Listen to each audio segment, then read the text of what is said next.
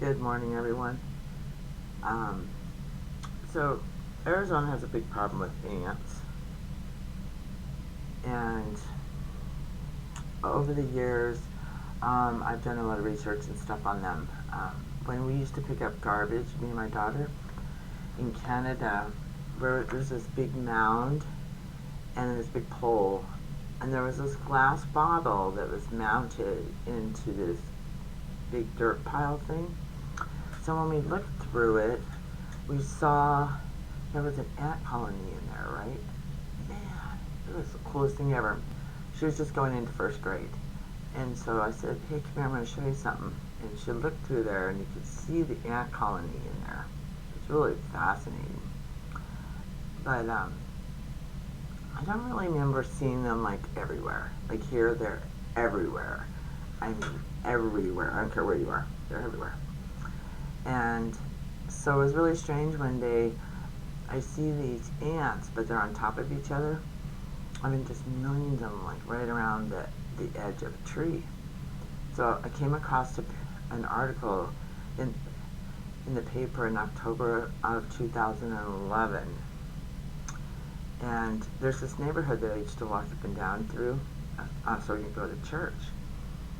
And so I started passing out this flyer in that area so they could, it's not a flyer, it was an article, so they could start having some kind of control. Well, I was talking to this man, so I was telling him about a situation we had. So we rented an apartment some years back, and every time I sat in front of the furnace area, like I'd grab my cigarettes and I'd light up and then I'd go outside the house. And I would have this weird feeling, keep having this weird feeling. And so what happened to us is one day I called my son and I said, I have your money, son. And when he came, my dog did not react. And I said to my son was, how do you know if natural gas is leaking but you can't smell anything? He goes, that means he said, you're effing dead. That's what he said. It was really strange too because my daughter had just woke up. And we were up earlier in the day, and it was hot that day. So we closed everything up. And then when he came, right after he left, I started noticing that my little girl was starting to fall asleep again, and my dog never left the area where she was. So I opened up all the doors and I said, let's go outside. And the really weird part was nothing worked in the house. The stove didn't work. I had a grill. I hadn't done anything with it because I was too lethargic to even like turn it on. So that day I said, let's go hose ourselves off because I was just not feeling good. Like something wasn't adding up. So what happened was I went in to grab my cigarettes and my lighter, and the furnace goes evacuated the building, called 911, and then I called Southwest Gas. There was a lot of problems with that apartment. We moved out right away. And we could have blown up I don't know how many times, and we didn't. Complete miracle.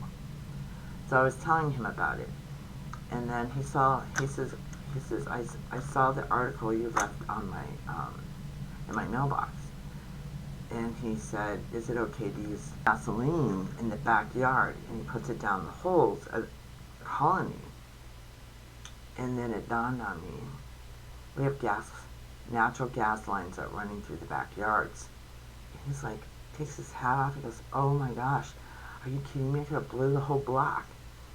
So there are plenty of ways to get rid of ants by not using flammable.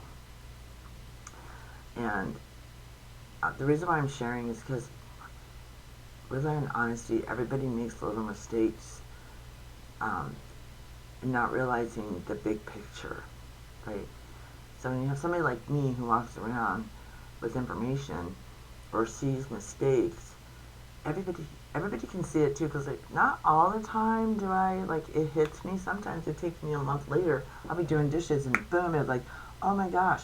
And then I go back and I start warning people. Things like that. I mean, it's kind of fascinating, but sometimes people treat you like you're a freak because, like, Let's just put you know, but that's okay. You can treat me any way you want to. If I could save a block, I'm saving the block. You know what I'm saying? If a life is in danger, I'm going to reach out. I'm not going to sit there and go, well, let's see what the outcome's going to turn out to be. You know what I mean? We're not doing that. So, it is what it is. The Lord's showing me something. So I used to sit in front of this church. There was this big pole, and it sat on a main drag. I would just sit there all the time. I don't know why I would sit there. I'd hear that rooster go off all the time. And we have one here too in the neighborhood, but it's far from here, but I can hear it. And it's just kind of strange. Like, why was I sitting in front of that? Beats me. I don't know why. I would just sit there.